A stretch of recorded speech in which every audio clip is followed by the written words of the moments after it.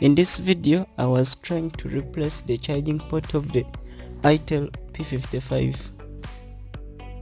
In this video, I was trying to fix the charging system of an itel p55 which had problems while charging. In this video, I was trying to fix the charging system of an itel p55 which had problems while charging. First of all, I first unpinned the camera module because it would be affected by heat when I start using the blower. So I used the blower to remove the old charging port.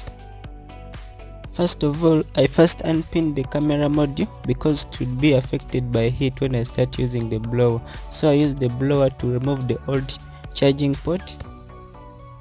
Then clean the surface very well and then apply the new charging port.